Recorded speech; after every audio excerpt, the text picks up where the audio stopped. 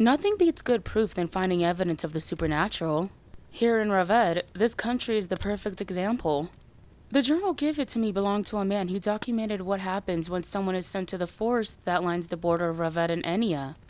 It's not gated, and the place is huge, so I could see why anyone would get lost. But there is something else about this particular forest. This forest is home to a forest creature known as the Carnonnos.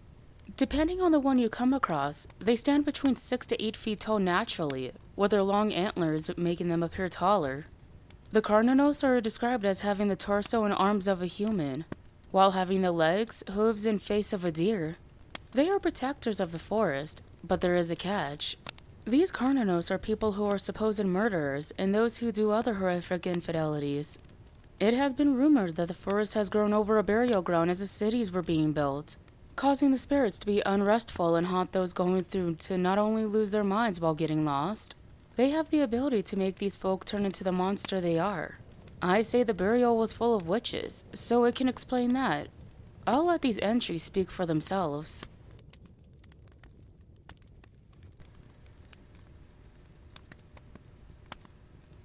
I don't understand why I'm here. His Majesty has a prison to put me in. But a forest? He is an idiot to think I won't be able to escape. Haven't noticed any fences, and my experience in the wild will help me get out of here. My apologies for rambling. I found this journal laying around here, empty with one of those new pens I've been seeing lately. As for myself, it's been about a week, so I'm not sure if this thing was left intentionally or not. Guess this is staying with me so I could keep my thoughts together. Let me explain how I even came to this forsaken place. My name is Amothus Griff. My home country is Enya, currently in a forest somewhere in Ravet. The reason I'm here? I took the life of a man who assaulted my sister, Nia. Poor girl never deserved what happened to her. I was simply doing the justice the police weren't giving. I rightfully assumed I would be behind bars for the rest of my life. At least in a place where Nia can update me about her life. As long as she is happy, I do not care where my path goes. She is the only family I have, and have been taking care of her since our parents passed young. I was already of age when Nia was an infant, so having her in my life is what I consider a blessing. And yet, when I was told I'll be sent to a different country was when I lost it. How is she going to be protected? I protested. Miss Nia has a maternal grandmother she will stay with until she comes of age, spoke Judge Balthu, his dark hair framing his long face. In Ravet, I'm going to send you to the Hollow Forest. A forest? By the gods, are you serious? Nobody survives that forest, young man. You will see. I haven't seen anything out of the ordinary. I'm supposedly sentenced to life here, so plenty of time by myself.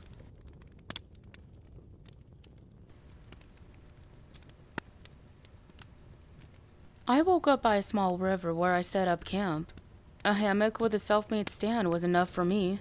The birds chirping through the trees and faint sounds of running water were a strange comfort in my strange situation. There were a few non-poisonous berries for breakfast and some water from the river. So far, it appears to me I am the only person here in this part. I am no stranger to forests in Enya, and this is the thickest one I've seen. I can barely see through the leaves above, causing an almost constant shield from the sky. If it weren't for the little rays of sun I can see, I wouldn't tell the time of day at all. Just to be safe, I'm not wandering too far from my campsite. In the group of trees I'm in, these bushes are high enough to provide the privacy I need. What I find strange is that I don't hear any leaves rustling or twigs breaking. A slight breeze will only do so much, despite it being the equinox. I assumed I would be in a good spot to not be bothered often, if not at all. That was when I heard it. Startled out of my thoughts by a sudden movement in a bush across the river, I instinctively went down on my own to hide. They took my knives when I got put in custody, so I found a branch thick enough to hit someone. I kept quiet as the movement went on for a moment, keeping my ears open. By the time the noises stopped, I continued holding my breath to avoid detection. Are there hunters out here hunting us down for sport? Or is this something else? I heard of Ravet being home to the unknown. Was this what the judge had spoken of? It could be a regular animal for all I know, but I don't want to risk it. Not yet. Then I heard one set of footsteps come closer to the river shore, closer to where I'm hiding. I'm not sure what other two-legged animals are native to forests. At least in India, there are none I can think of. What the hell is going on in this damn place? I had been hearing sniffles here and there, sounding as though whatever this thing is sniffing for prey, sort of expecting me to leave my temporary sanctuary. I wasn't thinking my end would come this quick. Hope to have had at least another week to come to terms with my demise. Leaves crunching and twigs snapping as the thing came towards me were now noises I dreaded to hear. I got my weapon ready. The sound of that damn thing continued to smell the air, even after stopping right at the water. The bush I'm hiding in had some clearing through the leaves, only enough to see parts of what I'm hiding from. It was a freakishly tall creature with an animal head and legs that were... hoofs? This one had fur on the eggs while her arms were bare. At least, from what I can see, this looked feminine. I froze. I stayed in my position, made sure every inch of me's covered. She stood there for who knows how long. Felt like hours when the minutes were ticking by slowly. I felt a weight lift from my shoulders when I watched her walk another direction and faint away from sight. I stayed where I was for a while before peeking my head out. I didn't see anyone else, thank the gods. I got up and out of the bushes. Guess I'm not the only one out here in these parts.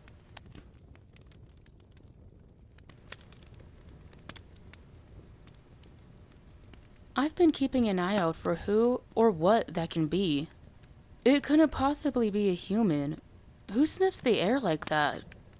I feel like there is something that the judge left out. I'm going to figure it out.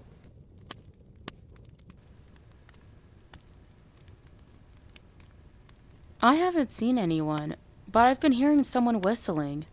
It sounds like it's coming from nearby on the left, but no matter how hard I look, nobody is there.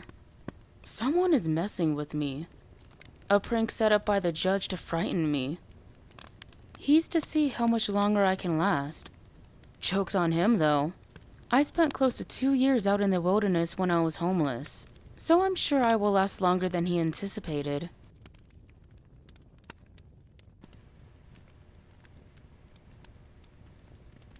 I ran into a young woman who had been here longer than myself. Thank gods there is another person here. As much as I appreciate this journal, not speak it to someone else was slowly driving me insane. I woke up like any other day these last few weeks, and was getting some water when I heard twigs snapping. Rightfully assuming it was whoever it was a week or so before, I hid in the bushes. I made that stick it to a spear, so I was ready to take them on. I wasn't hearing any whistling, so I could breathe a little. Is anyone there? The voice was definitely a woman's. Was this thing mimicking other voices to lure me out? Don't worry, I'm human. I'm not one of those horrid creatures. The footsteps stopped when she said that. From where I was, I couldn't see her, so as quietly as I could, I made more of a clearing with the leaves. From what I can see, there is a young woman standing on the other side of the river. She had light hair reaching her shoulders, and clothes dirtied away over time. I saw the desperation in her face to find another being, another human to answer her. I cautiously stood up from my hiding spot, keeping my weapon in hand. Hearing the rustling, she turned her head, her face lighting up upon eye contact. Thank the gods, she praised as she made her way over to where I was. I haven't seen another person in a long time. Yeah, I haven't either. Experienced some weird shit lately. I got out of the bushes and made it to my side of the river. With how weird this country is, I need to make sure she says who she claims to be.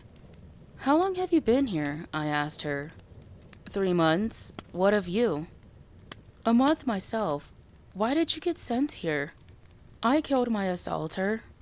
Apparently in some parts of Narrated, it is still considered murder than justice. That reminded me of dear Nia. That is what happened to me, except I killed whoever did it to my sister. I see that as justice enough, defending your family. I nodded my head in agreement. The woman appears to be around Nia's age as well, maybe 19 or 20. She has her whole life ahead of her, and now she has to spend it here. I felt sympathy for her, and I helped her get across the riverbed. How did you get yourself over here? This forest is dense. I was trying to find some food for tonight, but I heard something shrieking and ran off. I wasn't sure if it was an animal or the Carnonnos. The what? The Carnonnos, she repeated. You're not from around here, are you? No. Got sent here from Enya. Didn't know they had this forest as an option. I didn't either. I looked up at the small group of trees. There is a deer carcass I hung there earlier today. I saw the little surrounding light outside becoming faint, so I'll make something for us. It will be too dark for her to go back anyway. Here, I will get a carcass down for us to eat tonight. It's beginning to get dark. Can I spend the night here? Yes. The more people together, the better. She began setting up the fire as I went up to get the deer. Near my bedside there is a clearing, so that's where we were for the next few hours. I kept an eye on rotating the carcass whenever needed. What did she mean by the Carnonnos? I thought to myself. The woman kept quiet as a skinned animal burned. Guess neither of us seeing a human being in a while has made us not so social. I don't blame her for it. I can't think of a conversation starter. What would be one when I am a decade and a half her senior? Even during the meal we were silent. I allowed her to have more since it looks like she hadn't eaten anything the last couple days. I had my fill before getting up to make a spot for her to sleep with the use of the firelight. Now it has become too dark to travel, and I don't want her to get caught by whatever that thing was. I never asked you what your name is, I said, coming back to the fire to warm up. Willia, what's yours? Emothus. I want to properly thank you for giving me a hand tonight, Emothus. Didn't have any idea if there was another person here. When you mentioned the Carnonnos, it made me wonder, what is that all about? There are creatures who reside in this forest. Tall, with the torso and arms of a human, and the legs and head of a deer. It's believed they were once human, sent here for horrific crimes. Of course, there's always a catch. Those things are made by a curse? How can a forest be so corrupt? The Carnonnos are the only ones we know of to do such, Willia continued. The Hollow Forest was once property to a well-known healer only known as the Tainted. Back when people weren't too fearful of witches. And no, there were no sicknesses or dying animals involved if you were wondering, Emothus. There were a string of murders, and at first, nobody had a clue of who it was. Now, this began happening not too long after the Tainted's only child and son passed away from natural causes. So naturally, the townspeople assumed the Tainted as the culprit in order to bring his son back. Before his head was cut off, the Tainted spoke of his home becoming cursed for framing an innocent man. To anyone who stayed on his property for long periods of time after, they noticed the changes to be true. The chances of them becoming their inner monster is what I believe. This is a lot of information Willie is bestowing to me. What she is telling me made some sense, though I don't believe in the paranormal crap. But with Ravette being the residence of these things, I guess I have to start believing now. I let her continue on. That is why this part of the land has become a ground for sending the worst criminals here. The curse affects each person differently, depending on the severity of said crime. If done with no remorse, it sets in fairly quickly. The process is supposed to be painful. And if it was self-defense or to protect someone else, then much, much slower, supposedly. With what fire was still going, I could see that Willia looked normal. Dark eyes, light complexion, blondish brown hair. Though, I kept a mental note of the blanket and animal hide covering her legs and feet. Come to think of it, and I know this sounds wrong, I haven't seen her feet nor legs this entire time. Is she lying about how long she's been here? Or is Willia withholding more than what she is leading on? So far, she hasn't been threatening. She's resting right now, and I'm using the remaining fire to note all of this down. I'm going to be processing everything she told me for quite a bit, and now, this seems to be the main threat out here. I shall see.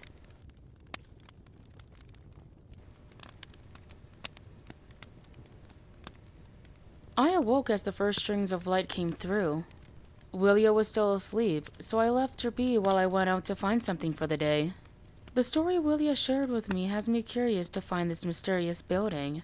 She didn't say anything about the place being torn down, so there is a chance it is hiding somewhere within these trees. I am keeping an eye out whilst hunting for food. Willia took on most of that carcass on her own despite her small frame. Poor girl must have been more famished than I thought. I feel bad she had been doing this sort of thing by herself, so I guess helping her out can go towards any debt I own. From all the other times I went hunting, I left various markers to make sure I wasn't getting lost. Now, I noticed I'm going a little further as other wildlife is more scarce. With every few steps, I either made a deep gash with my knife.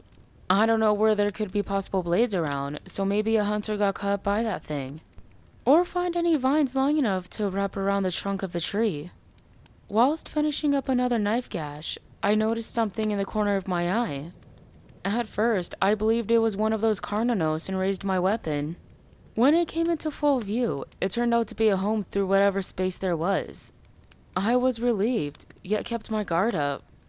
I made a couple more markers before reaching the clearing. It was close to half the size of mine. In the building is a small cabin. I can't say it was the Tainted Guy's, as in his time, the area may have had other places nearby prior to the forest growing. There's a chance there could be extra supplies. Maybe I could see if I could find something for Willia. I looked around, making sure anyone or anything was not going to sneak up on me whilst making my way to the front porch. I half expected the door to be locked, yet when I turned the knob and gave it a gentle push, the door gave way. Not giving it more thought other than how strange it was, I went in. The inside of the cabin appeared to be just like any other I've seen. Giant room for the dining area, with a hallway leading to several small rooms straight ahead. From what I can see, it hasn't been lived in for quite some time. Can't say for how long, but I can say it is well kept and frozen in time. Hell, the beds were made to be ready to sleep in, even with the nightly clothes laid out on the made bed. I reminded myself nobody was going to return anytime soon. If anything, for finding the door unlocked, the former resident must have been in a hurry. This spot isn't a good place either, but I lived in a worse situation. Either way, I'm diving in. I looked to see what is worth of taking. I noticed some dust, so it confirmed as far as it being abandoned. Not too many things were missing, showing that not too many people had known about it. It would make sense if they're turning into those creatures before they can. The first thing that caught my eye was a blanket laying on the floor.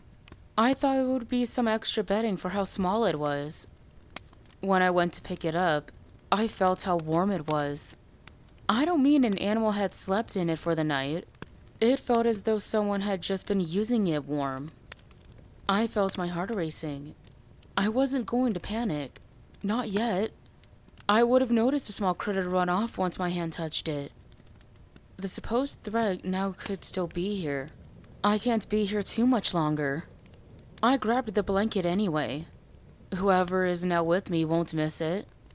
Going to the fridge, I would assume there will be nothing but rotting food and the stench of death with it. When I opened it, I thought my eyes were playing tricks on me when I saw the fresh fruits, cheeses, and other things. Maybe desperation drove me to take as much as the blanket could carry before tying it up. Every item I touched felt real. It may have been because it has been a while since I ate anything else besides meat and berries. I hurried out the door and off to my makeshift path. I kept my eyes and ears peeled for who has their eyes on me now. I am sorry to the person who made it their home. Don't know how long you've made camp here in this forest. You seem to know what you're doing.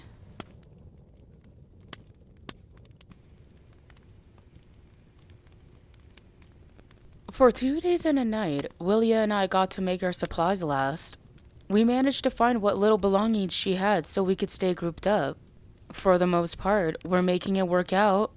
Now, you're probably wondering why I said 2 days and a night at the start of this entry. I saw whose home I invaded. Now I believe Willia and I need to relocate. The fire had been long since out, yet I laid on my bed wide awake. I couldn't shake the feeling of paranoia growing in my gut. I made sure what we have now is well hidden for later. What if they were watching me from afar, allowing me to take it as some sort of trap? This could put her in danger if our guards are too low. I looked over, and Willia was peaceful while she slept. Every minute, Willia reminds me of Nia for how innocent she is. I sighed silently, getting out of my spot quietly so as to not disturb her. I had to relieve myself, so I'm going to do it at a far enough distance but not too far out of sight. As I took care of my business, I was looking around. My eyes have adjusted to the darkness somewhat. My hearing has gotten better as well. I guess when living in the city long enough, everything becomes white noise to you. Then I heard it. I zipped up my pants when I heard a twig snap. My luck, I wasn't thinking about bringing a weapon in case this happened. I've been here long enough now to know things seldomly roam around people. Either that, or there is a carnivore that is hungry. Or worse. I crouched down in the bushes closest to me.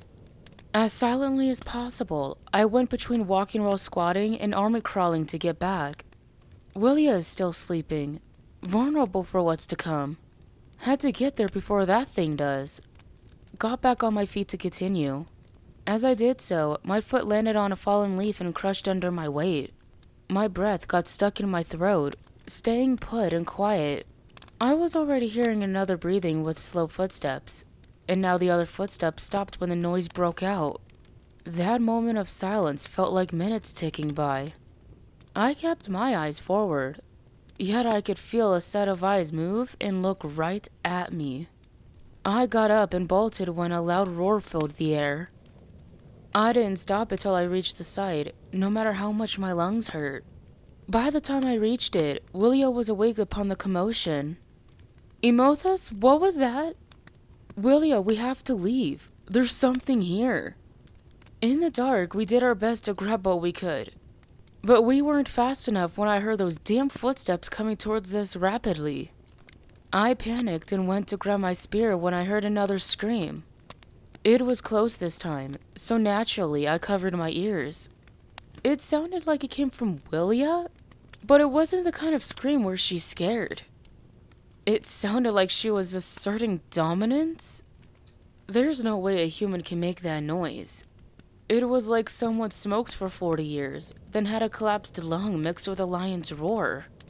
I closed my eyes when I covered my ears, so I was engulfed in total darkness. All I could hear was a muffled tussle after something sped past me. Didn't dare to look in fear of what I would see. After a few moments, it went quiet once again. I wasn't going to move from where I was, until I felt a hand shaking me slightly, startling me to fall on my arse. We're good now. It was Willia. Now she sounded like she normally is. I looked in her direction. Couldn't get a clear view, but got an outline of her. What the hell was that, Willia? I demanded. There is something she isn't telling me like I suspected, so I'm getting answers one way or another. And that moment of silence before her next words confirmed that. Let's get more wood for the fire so I can tell you. It's going to be long. I did just that as my eyes adjusted once again. Kept a small pile for an easier use, and when getting small twigs to add in was when I noticed 2 small bumps forming on Willia's forehead. I'll admit, I didn't see them at first before we sat down and had a better look at her. Part of it I figured out on my own. I waited to hear from her. So I have only been here for a few months, as I said, Willia began. Only killing off my assaulter is what got me caught. I looked at her in bewilderment. Have I been helping a serial killer this whole time? No, I didn't kill for fun. That guy was the only person I had to do it to, she continued in reply to my expression. I came from a family who was well off. And yet, I chose to be a thief. Got myself mixed up into the wrong crowd like many do. I'm sure there were a few times you were mischievous at my age. I did get myself put into the wrong people. Not to the point I was taking things. I kept my distance long enough to not get strung up in it. She kept talking.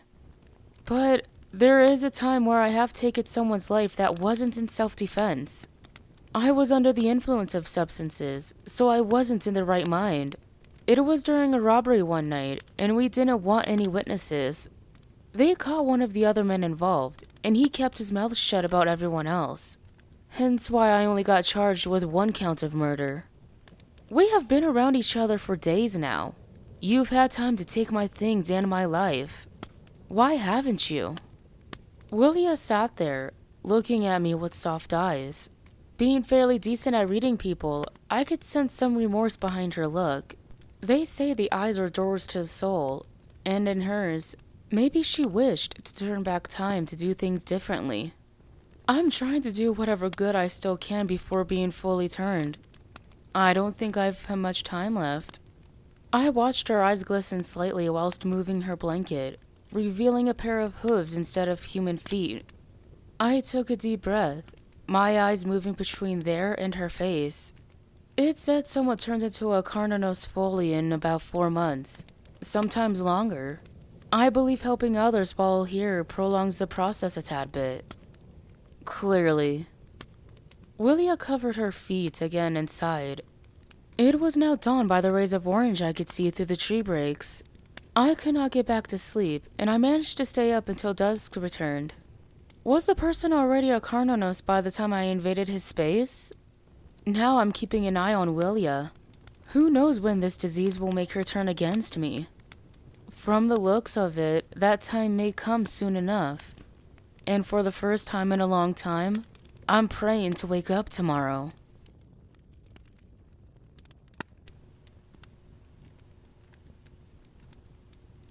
The process for Willia is slow. Appears what she said is true. It took almost a week for her antlers to poke through the skin, and close to another for them to almost mature. As for myself, my legs have been sore the last couple days, and a horrible headache as of today. Willia says it's the symptoms of the starting process. I've been here for close to 2 months at this point, so I have at least another 2 to see how fast mine is. I'm worried about becoming something I wasn't meant to be. Fate has already sealed that for me whether I like it or not. Maybe the good deed I can continue to do is protect Willia. Yeah, she is one of those creatures, but so am I now. After all, she did save my ass from another one killing me on the spot. It looks like she rarely experiences kindness, and her staying is her way of paying me back. I'll do the same for her. We need each other now more than ever.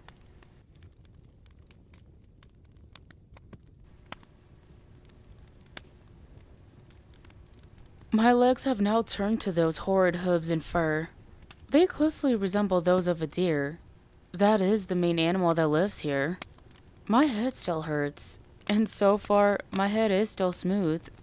We decided to go and reside in the cabin.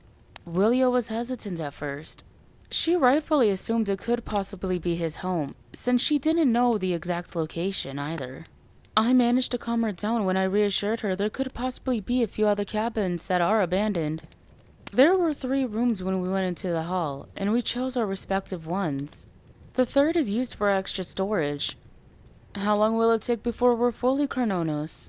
We don't know. My arms have become hairier the last 24 hours as well. Apparently, only the men get that as the women's arms are bare. When I noticed Willia got taller the last few weeks, she said that the Carnonnos go between 6 to 8 feet tall. I am 6'4" naturally, so I wonder how much taller 8 feet would be. For now, we have to make sure there is protection around the cabin. We don't know when we'll come across another one.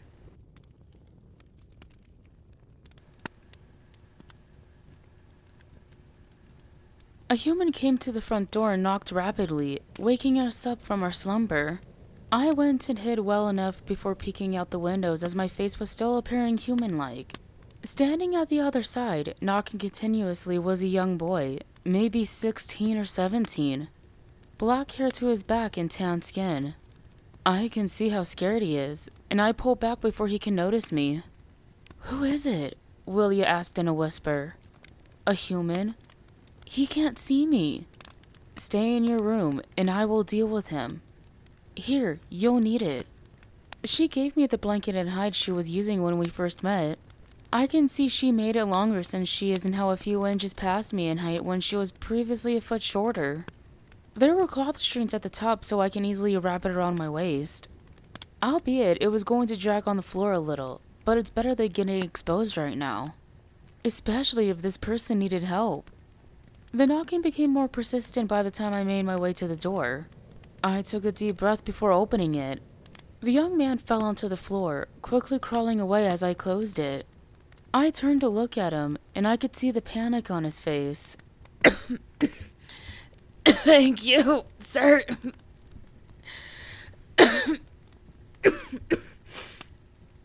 Oh, one of those creatures was chasing me. I think I lost it. Who was chasing you? One of the Carnonnos. They prey on humans for food. It is okay now, child. You're safe here with me. At least I hope so. I helped him up and onto the couch. He dried his face and pulled himself together as much as he could. He is too young to be here. How did you get into these woods? I asked. I was praying deep down he wasn't here for a malicious reason. I was trying to hunt for some deer, and I got this forest mixed up with another one nearby. Willia did say that this side of Ravet has a couple other forest areas besides the Hollow Forest. Plausible. You are fairly deep in these parts of a young man. What is your name? Jasbin? I'm Emothus. You could spend the night here. Then I can help you get out of here in the morrow. Thank you. Praise be. No. It was coming from Willia's room. Her response sounded deeper than how she spoke a few minutes ago. I felt my heart sink to my stomach when we soon heard low growling. What the hell is going on? Who was that? Asked Jaspin. Get him out. Leave too, Emothus. I'm not leaving you here. I can smell him through the door. Leave now. She had been asking for more meat as of late. I've been bringing back 2 carcasses since she would finish one off on her own. Now, it seems like that won't satisfy her any longer. Jasmine and I ran out the door without another word. At the moment, I don't care if I get caught with my condition. With Jasmine's words in mind, I'll do what it takes to protect him for the night. Whether Willia comes after us or not, I don't know if she'll still be there by the time I get back. And that is a huge if on my part. We kept going till it looked like the tree line was in sight. Felt like we were running forever, so my lungs were hurting when we slowed down. Upon seeing no threats around is when we decided to catch our breath. Though, Jasmine caught his quicker than I did. Why in the world would you have one of those sons of bitches in your home? Jasmine demanded. We could have gotten killed by her hand if she didn't say something. She hid it from me as well when we met, I said. Do you know why there would be people here? Anyone who is a murderer is sent here. Everyone in Ravet knows that. Then why did you say you got lost while hunting? Because I did. My mother and I haven't had anything in at least 3 days. I looked past the tree line, and from what I can see, there was a much smaller batch of trees a mile or so from where we were. I tapped his arm and pointed to where I looked. Look, if you want to get out of here alive, then you have to trust me. Do you want to return to your mother in one piece? Yes, sir, I do. Then follow me. I promise, I'm not one of those guys. At least not completely yet. We went through more trees and bushes until there was a clearing in between the bodies of trees. Jasmine went into the clearing first, and when I made the attempt, an invisible force field was keeping me held back into the forest.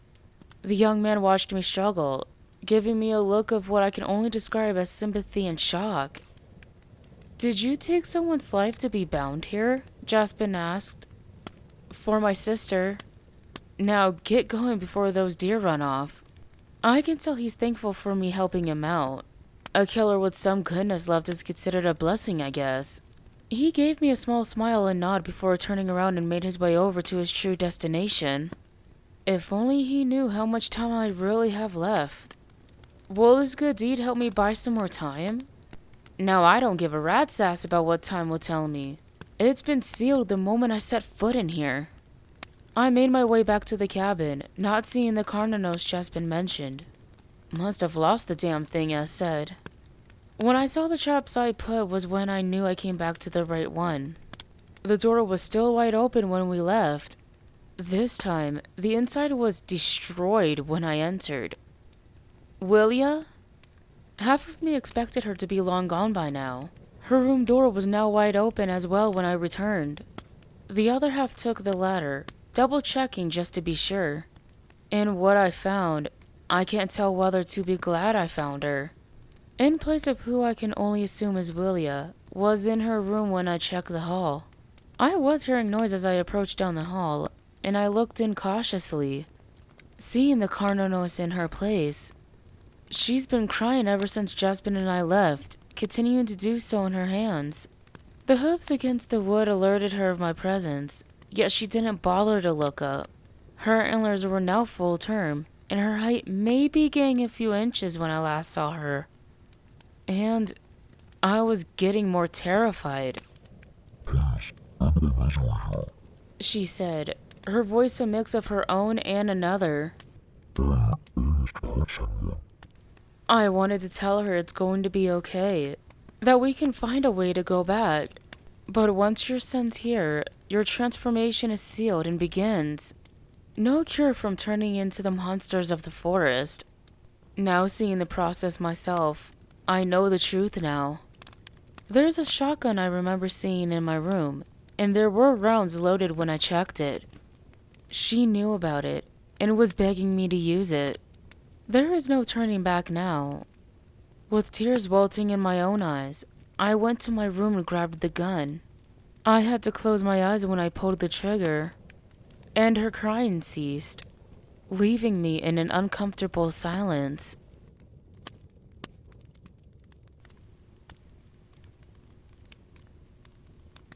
I buried her remains in the bag. My heart continues to feel heavy for what I've done, but there was nothing else I could do. She practically begged me to end her. Now, the antlers came through, almost fully matured. It's a matter of time before my voice gets to change. I grew dramatically. Now the blanket is at my ankles. I haven't seen any humans since that night with Jasmine. I pray nobody else finds this hellhole. I tried looking for more information to see if there is a way to reverse it. I really did.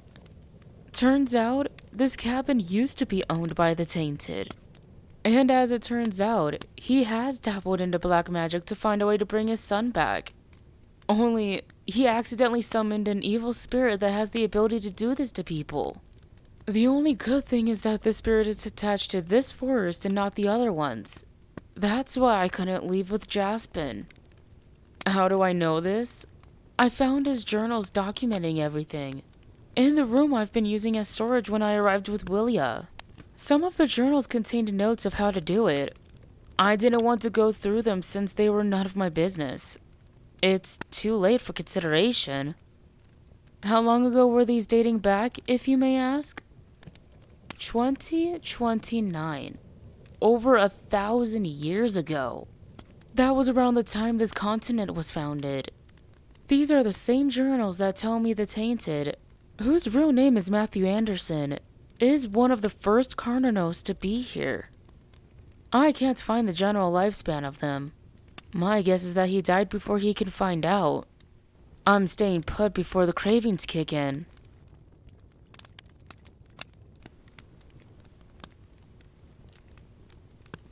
The meat isn't satisfying me anymore.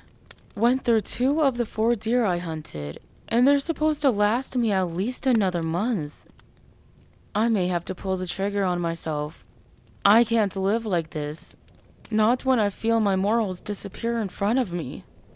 Nia, I hope they find this journal so you know what really happened to me. This one is almost full. In between entries, I wrote more notes of my symptoms and such.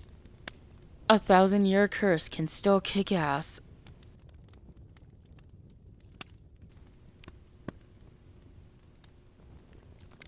Emothus' journal was found when they were searching for any human bodies to bury, including his. His notes are nothing but chicken scratch, so it was difficult even for me to understand. The same goes for the entries after Ulysses 15th, but he provided enough to get what happened to him. Growing up in Ravet myself, I've been told to avoid the Hollow Forest, as that is the only forest here that isn't fenced off. And from reading this journal, I can see why. It may be a while longer before I get more of this work, and I'm excited for more. In all of this, I'm just the messenger.